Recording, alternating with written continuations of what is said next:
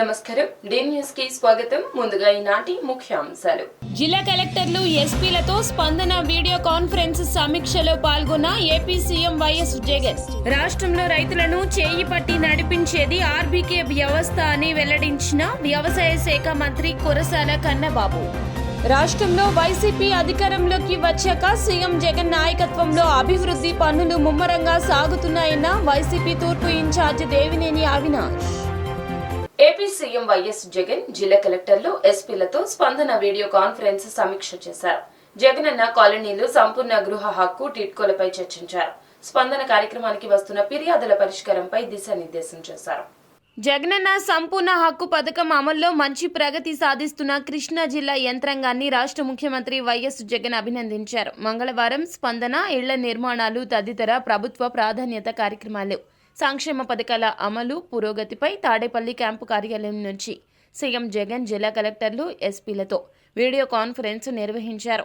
ఈ సమావేశానికి స్థానిక కలెక్టర్ క్యాంపు కార్యాలయం నుంచి జిల్లా collector J Nivas, VMC commissioner Prasanna Venkatesh, joint కలెక్టర్లు doctor K Madhavilatha, K Mohan Kumar, Nupur Srivas, Ajay Kumar జిల్లా స్థాయి అధికారులతో కలిసి హాజరయ్యారు.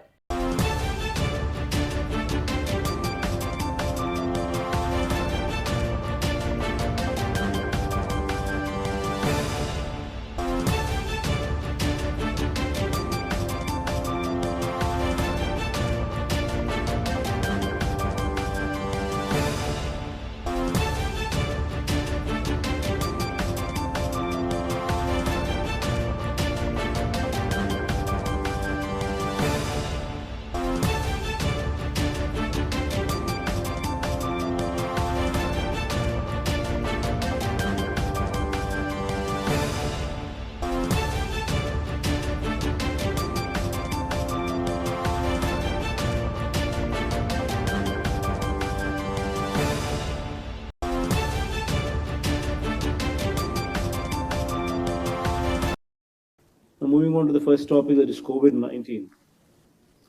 దీనికి సంబంధించి I need not mention that so far we've been doing an extremely good job. In fact, 32 rounds of house-to-house survey జరిగింది. ఈరోజు as we speak, we're conducting 32nd round of house-to-house survey. So దీనికి సంబంధించి మీ అందరికీ కూడా తెలిసిన విషయమే, there is a new variant we speak about, there is being recently spoken about, different names people are giving it, but whatever that is, Omicron or Omicron, whatever that is, so that is a new variant that is seeing the light of the day, which requires a little bit of caution because of its ability to percolate at a faster pace than any other variant. So ఈ బ్యాక్గ్రౌండ్లో మళ్ళీ కొంచెం గార్డెడ్గా ఉండాల్సిన అవసరము, గార్డెడ్గా ఉండాల్సిన పరిస్థితి కొంచెం is required. జాగ్రత్తలు తీసుకోవాలని అందరూ అన్ని జాగ్రత్తలు కూడా దయచేసి తీసుకోవాల్సిందిగా all the collectors are requested. Tracking and tracing of these people, especially foreign returnees, that is very, very important. Please make sure that every foreign returnee is monitored. They've got to, you should leave no stone unturned in ensuring that these people are properly monitored. You would have to know where they are. You would have to know how they are doing. You just cannot afford to just let them loose, which could actually result into another pandemic. So please make sure that every foreign returnee is closely monitored. 15.60 lakh houses construction అనేది జరుగుతూ ఉంది. రాష్ట్రంలో రైతులను చేయి పట్టి నడిపించేది RBK వ్యవస్థ అని వ్యవసాయ శాఖ మంత్రి కురసాల కన్నబాబు అన్నారు. రైతు భరోసా కేంద్రాలు వ్యవసాయ రంగంలో వినూత్నమైన మార్పులు తీసుకొచ్చాయని వెల్లడించారు. విజయవాడ నగరంలో వివంత హోటల్లో మంగళవారం వ్యవసాయ అనుబంధ రంగాలకు సాంకేతిక సహకారం అందించే సంస్థల ప్రతినిధులతో వ్యవసాయ, మత్స్యశాఖ, ఉద్యానవన శాఖ, పశుసంవర్ధక శాఖ అధికారులు రాష్ట్రంలో అమలు చేస్తున్న కార్యక్రమాలను పవర్ పాయింట్ ప్రజెంటేషన్ ద్వారా వివరించారు. అనంతరం రాష్ట్ర వ్యవసాయ శాఖ మంత్రి కన్నబాబు విలేకరులతో మాట్లాడుతూ రైతుల ముంగిటకు సేవలు అందించడంలో రైతు భరోసా కేంద్రాలు మైలురాయిగా నిలిచాయన్నారు. ముఖ్యమంత్రి వైఎస్ జగన్ మానస పుత్రిక అయిన రైతు భరోసా కేంద్రాల ద్వారా ఒకే చోట రైతులకు అన్ని సేవలు అందించేలా రైతు భరోసా కేంద్రాలు కృషి చేస్తున్నాయన్నారు. ఆర్బీకే వ్యవస్థను జాతీయ అంతర్జాతీయ స్థాయిలో ప్రశంసించడం రాష్ట్ర ప్రభుత్వానికి గర్వకారణమన్నారు.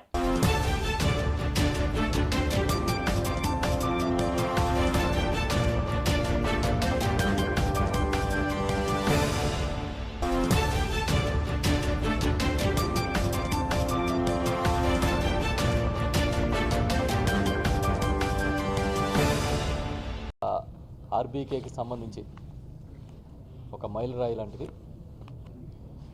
గౌరవ ముఖ్యమంత్రి జగన్మోహన్ రెడ్డి గారు ఆయన మానస పుత్రిక రైతు భరోసా కేంద్రం. రైతులందరికీ గ్రామాల్లో అన్ని సర్వీసెస్ ఒకే చోట అందించే విధంగా ఈ ఆర్బీకేస్కి అంకురార్పణ జరిగింది. ఈరోజు అది రోజు రోజుకి ఇంకా బలమైన వ్యవస్థగా రూపాంతరం చెందుతున్న పరిస్థితి చూస్తూ ఉన్నాం. దానిలో భాగంగానే ఐసీఆర్ కానీ ఈ ఎఫ్ఏఓ కానీ ఈరోజు మన ఆర్బీకేలకు సహకారం అందించడానికి, సాంకేతిక సహకారం అందించడానికి ముందుకొచ్చే. ఈరోజు మధ్యాహ్నం గౌరవ ముఖ్యమంత్రి జగన్మోహన్ రెడ్డి గారి సమక్షంలో దీనికి సంబంధించి వ్యవసాయ శాఖ, అదేవిధంగా ఎఫ్ఏఓ, ఐసీఆర్ ఒక ఒప్పందం కూడా చేసుకున్నాయి. ఈ ఒప్పందం ప్రకారం భవిష్యత్తులో రైతులకు అవసరమైన శిక్షణ కార్యక్రమాలు ఇవ్వడం, అదేవిధంగా సాంకేతిక సహకారం అందించడం అనేది లక్ష్యంగా పనిచేస్తాం. ఇప్పటి వరకు ఈ వ్యవస్థని, రైతు భరోసా కేంద్రాల వ్యవస్థని జాతీయ స్థాయిలోనే అందరూ కూడా మెచ్చుకుంటున్నారు. ఒక గొప్ప వ్యవస్థని ఇప్పుడే పెద్దలు ఈ టోమియో గారు, అదేవిధంగా ఏకే సింగ్ గారు కూడా చెప్పారు. దీని తర్వాత నేషనల్ లెవెల్ నుంచి ఇప్పుడు ఇంటర్నేషనల్ లెవెల్, ఎఫ్ఏఓ అనేది ఇంటర్నేషనల్ లెవెల్ యుఎన్ ఆర్గనైజేషన్, వారు కూడా దీన్ని ప్రశంసించడం అనేది మరింత బలాన్ని ఇస్తూ ఉంది. కేవలం వ్యవసాయమే కాకుండా వ్యవసాయ అనుబంధ రంగాలకు కూడా ఒక కీలక కేంద్రంగా ఆర్బీకేని మనం రూపం ఇచ్చాము. అక్కడ సీడ్ టు సేల్, అదేవిధంగా డయాగ్నోస్టిక్ చేసే దగ్గర నుంచి వారికి సర్వీసెస్ కంప్లీట్గా చేసే వరకు సీఎం గారు ఎప్పుడు చెప్తుంటారు, హ్యాండ్ హోల్డింగ్ అని, చేయి బట్టి నడిపించే విధంగా వ్యవస్థని తీర్చిదిద్దాం. రాష్ట్రంలో వైఎస్ఆర్ కాంగ్రెస్ పార్టీ అధికారంలోకి వచ్చిన తర్వాత సీఎం జగన్ నాయకత్వంలో అభివృద్ధి పనులు ముమ్మరంగా సాగుతున్నాయని వైసీపీ తూర్పు ఇన్ఛార్జి దేవినేని అవినాష్ అన్నారు. 9వ డివిజన్ అభివృద్ధిలో భాగంగా కోట్లాది రూపాయలతో కార్యక్రమాలు చేపడుతున్నట్లు చెప్పారు. 9వ డివిజన్ 20 లక్షల రూపాయల ప్రభుత్వ నిధులతో నిర్మించబోయే పలు నూతన రోడ్లకు అవినాష్ శంకుస్థాపన చేశారు. ఈ కార్యక్రమంలో ముఖ్య అతిథిగా పాల్గొని పూజా కార్యక్రమాలు నిర్వహించారు. ఈ సందర్భంగా ఆయన మాట్లాడుతూ గతంలో ఈ ప్రాంత అభివృద్ధి గురించి ఎమ్మెల్యే గద్దె రామ్మోహన్ దృష్టికి కాలనీ పెద్దలు, ప్రజలు ఎన్ని మార్లు తీసుకెళ్లినా కాలయాపన చేశారే తప్ప పట్టించుకోలేదన్నారు. కానీ వైసీపీ అధికారంలోకి వచ్చిన ఈ 2 ఏళ్ల కాలంలోనే నియోజకవర్గంలో దాదాపు 350 కోట్ల రూపాయల అభివృద్ధి పనులు చేపట్టడం జరిగిందని, రాబోయే రోజుల్లో మరింత అభివృద్ధి చేసి మోడల్ నియోజకవర్గంగా తీర్చిదిద్దడానికి కృషి చేస్తామన్నారు.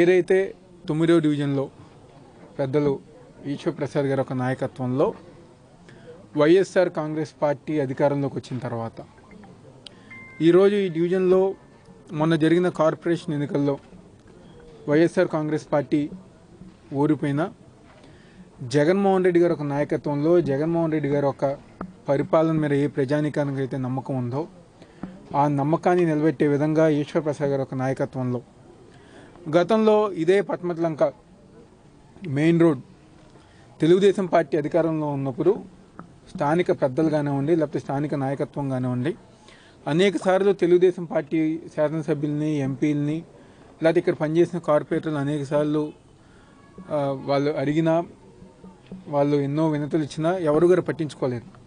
కానీ ఈరోజు జగన్మోహన్ రెడ్డి గారు అధికారంలోకి వచ్చిన తర్వాత ఈశ్వర్ ప్రసాద్ గారు కానివ్వండి, సుబ్బరాజు గారు కానివ్వండి, వీళ్ళందరూ గారు పెద్దలు బొత్స సత్యనారాయణ గారి చేతుల మీదుగా శంకుస్థాపన చేపించి దాదాపుగా 78 లక్షల రూపాయలతో, అదేవిధంగా 16 లక్షలు దాదాపుగా సీసీ రోడ్డు మేము దాదాపుగా 1 కోటి రూపాయలతో ఆ రోడ్డు మేము వేపిస్తాం జరిగింది.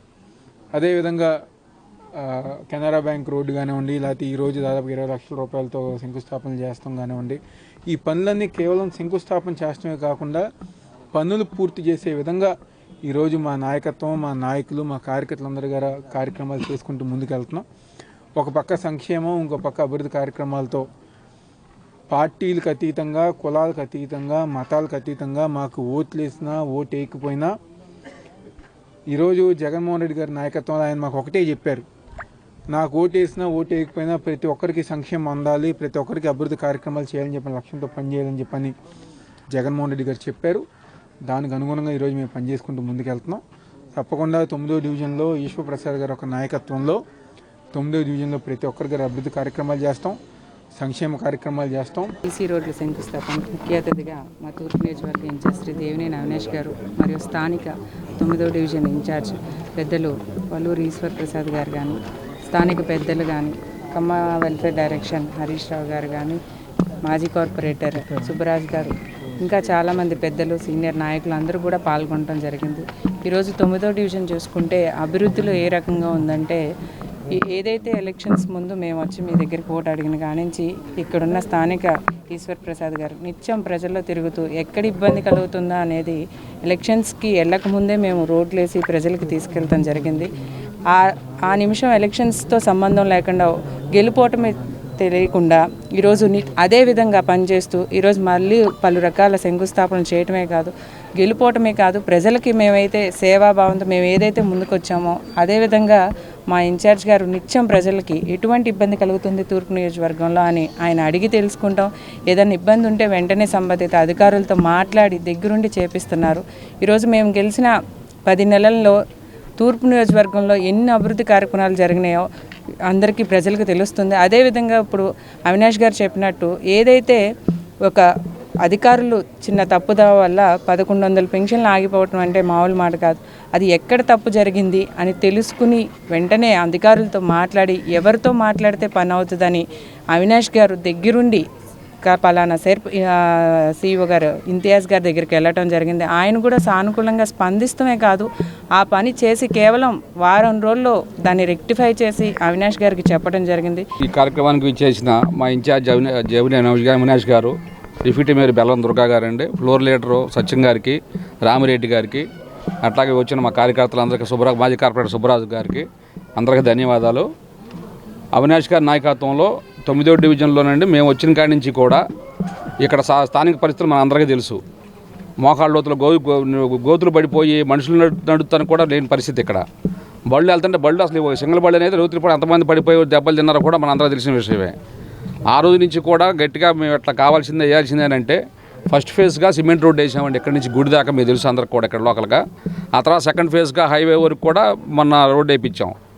అట్లా బెంచ్ సర్కిల్ అవతల దాదాపు 4 రోడ్లు అండి అక్కడ వేయించింది. ఇవాళ ఈ రోడ్లు మొన్న అవినాష్ గారు పిలిచి ఇంకా మీ డివిజన్లో ఏమైనా కార్యక్రమాలు ఉన్నాయా చేయండి అని అడిగితే మనకు పక్కన ఉన్నటువంటి 3-4 రోడ్లు ఉన్నాయండి, అన్నీ కూడా డ్రైనేజీలు పొంగిపోయి నీళ్ళు అందరికి ఇళ్లలోకి వచ్చేస్తానని గొడవ పెడితే అన్నీ పెట్టించారండి. త్వరలోనే వాటిని కూడా శాంక్షన్ చేపిస్తామని కూడా మాటిస్తున్నాం అందరి సమక్షంలో కూడా. ఇవన్నీ ఈ రకంగా చేయడానికి యువనాయకత్వంగా దేవినేని అవినాష్ గారు కాబట్టి మేము ఆయన అమ్మటుని ప్రోత్సహించి చేయగలుగుతున్నామండి. ఇంకా ముందు కూడా అన్ని రోడ్లు కూడా సీసీ రోడ్లు కానివ్వండి, ఇప్పుడు ఈ పైప్ లైన్లు మళ్ళీ పెద్దవి చేయటం కానివ్వండి, మనకున్న ప్రధానమైన సమస్యలన్నీ కూడా చేపిస్తామని మాటిస్తున్నామండి తప్పకుండా. తుమ్మలపల్లి కళాక్షేత్రంలో యేసు జన్మదిన వేడుకలు ఘనంగా జరగనున్నట్లు one town pastors fellowship president Muvva Israel తెలియజేశారు. ఈ కార్యక్రమానికి రాష్ట్ర మంత్రులు, ఎమ్మెల్యేలు విజయనున్నట్లు తెలియజేశారు. ఈ నెల 16వ తేదీన జరగనున్న ఈ వేడుకలకు క్రైస్తవులు తరలి రావాలని కోరారు. సెమీ క్రిస్మస్ వేడుకల్లో నగరంలోని చుట్టుపక్కల క్రైస్తవ సోదరులు అందరూ పాల్గొనాలన్నారు.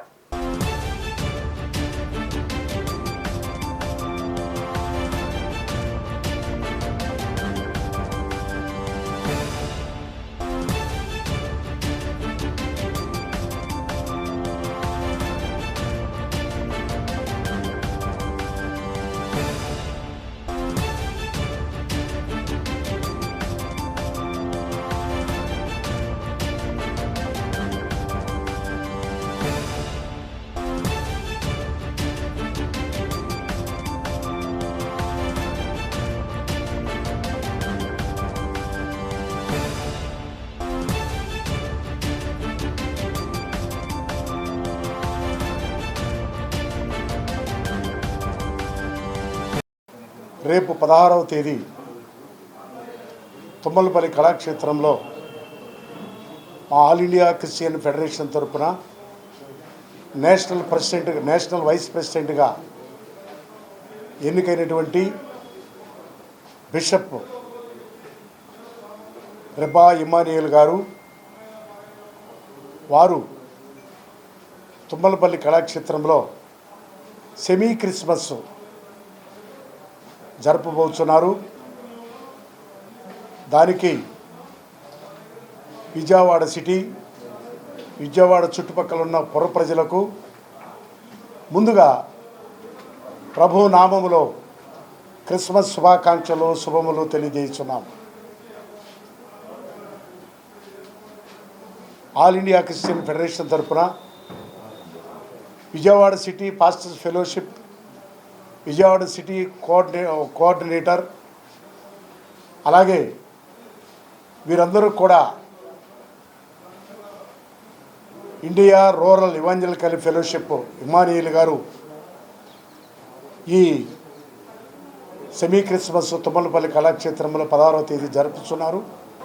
మన విజయవాడ పట్టణంలో మరి యేసుక్రీస్తు యొక్క జన్మదిన వేడుకలు తుమ్మలపల్లి కళాక్షేత్రంలో మన రూరల్ ఇవాంజలికల్ ఫెలోషిప్ వారు bishop reverend doctor Rebba Emmanuel గారు ఒక ప్రత్యేకమైనటువంటి సెలబ్రేషన్స్ ఏర్పాటు చేశారు. వారు మన పట్టణానికి రావడం చాలా సంతోషకరం. ఈ క్రిస్మస్ సంబరాలు మన విజయవాడలో జరగడం మనందరికీ ఎంతో ఆశీర్వాదకరం. కనుక ఈ యొక్క సెలబ్రేషన్కి మరి ఎంతోమంది ప్రముఖులు, మన హోమ్ మినిస్టర్ గారు సుచేత గారు వస్తున్నారు, అలాగే తానేటి వనిత గారు, అలాగే పేర్ని నాని గారు, మన మినిస్టర్ గారు వెల్లంపల్లి శ్రీని గారు, అలాగే మోపిదేవి వెంకటరమణ గారు, అలాగే నందిగాం సురేష్ గారు ఎంపీ గారు వస్తున్నారు. అలాగే మన మధ్యలోనికి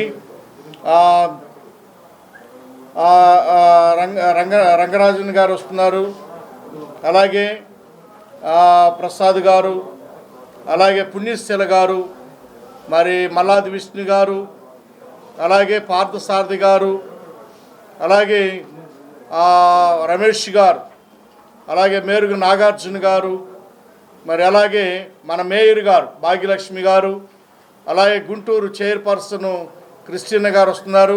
కృష్ణా జిల్లాలో కిడ్నీ బాధితులను ఆదుకునేందుకు ప్రభుత్వం చర్యలు తీసుకోవాలని సిపిఎం జిల్లా కార్యదర్శి కృష్ణ ప్రభుత్వాన్ని కోరారు. గత ఎన్నికల ప్రచారంలో జగన్ కిడ్నీ బాధితులకు వాగ్దానం చేసినట్లు ఆ వాగ్దానాలు అమలు చేసే విధంగా ప్రభుత్వం చర్యలు తీసుకోవాలన్నారు. ఈ నెల 18వ తేదీన కార్పొరేషన్ ఎదుట చెత్త పన్నుకు వ్యతిరేకంగా ధర్నా చేస్తామని చెప్పారు. విజయవాడ నగరంలోని శ్రీశ్రీ భవన్లో ఏర్పాటు చేసిన విలేకరుల సమావేశంలో సిపిఎం పార్టీ పశ్చిమ కృష్ణా కమిటీ కార్యదర్శి కృష్ణ మాట్లాడుతూ ఈ నెల 12, 13 తేదీల్లో జరిగిన జిల్లా మహాసభలకు జిల్లా నుంచి వేలాది మంది పార్టీ కార్యకర్తలు పెద్ద ఎత్తున వచ్చారన్నారు. జిల్లాలో ప్రజలు ఎదుర్కొంటున్న సమస్యలపై, మౌలిక సదుపాయాలపైన, రాష్ట్ర ప్రభుత్వ విధానాలపైన చర్చించడం జరిగిందని చెప్పారు.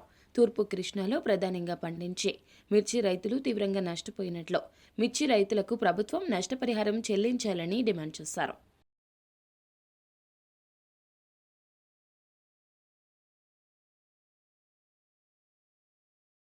జిల్లా మహాసభ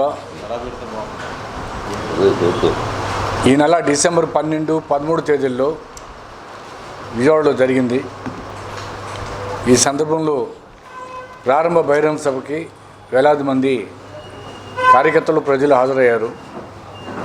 ఈ సందర్భంలో జిల్లా వ్యాప్తంగా, నగర వ్యాప్తంగా అన్ని డివిజన్ల నుంచి అమరవీరుల దళాలు, మృతుల పేరుతో స్మారక దళాలు, వివిధ పోరాట కేంద్రాల నుంచి కూడా దళాలు వచ్చినాయి.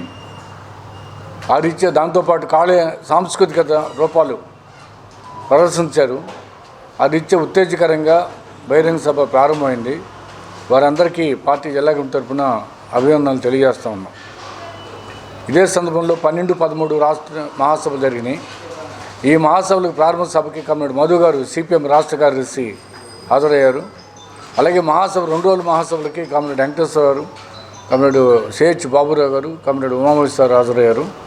ఆ సందర్భంలో 2 రోజులు మహాసభ జరిగింది. మహాసభకి 208 మంది డెలిగేట్స్ జిల్లా వ్యాప్తంగా హాజరవడం అనేది జరిగింది. ఈ మహాసభ జయప్రదంగాను ఉత్సాహపూరితంగా కూడా ఈ మహాసభ జరిగింది. ఈ మహాసభ సందర్భంగా ప్రజా సమస్యల మీద, జిల్లాలో ఉన్న మౌలిక సదుపాయాల మీద, ప్రభుత్వ విధానాల మీద, వివిధ వర్గాల ప్రజల యొక్క ఇబ్బందుల మీద చర్చించడం జరిగింది. కూలంకషంగా చర్చించింది.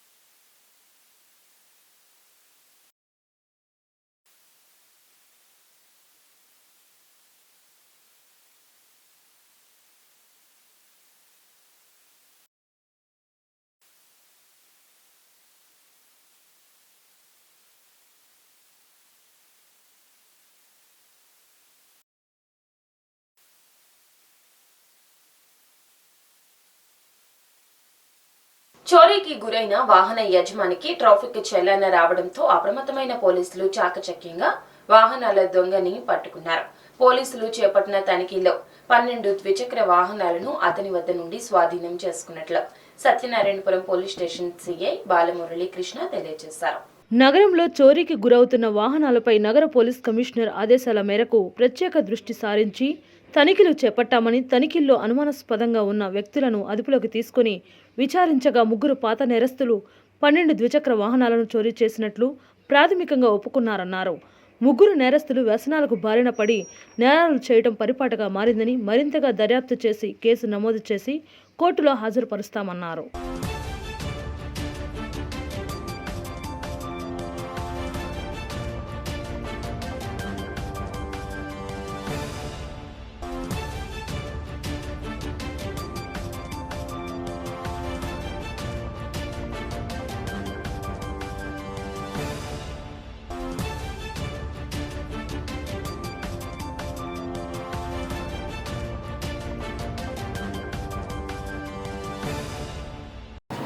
గత నవంబర్, డిసెంబర్లో మనకి సత్యనాపురం స్టేషన్ పరిధిలో గాంధీనగర్ ఏరియాలో ఒక 3 బైకులు, తర్వాత సత్యనాపురం 2 బైకులు, మన రైల్వే స్టేషన్ దగ్గర ఒక బైకు మిషనరీగా వచ్చిన కంప్లైంట్లు మనం ఎఫ్ఐఆర్గా నమోదు చేయడం జరిగింది.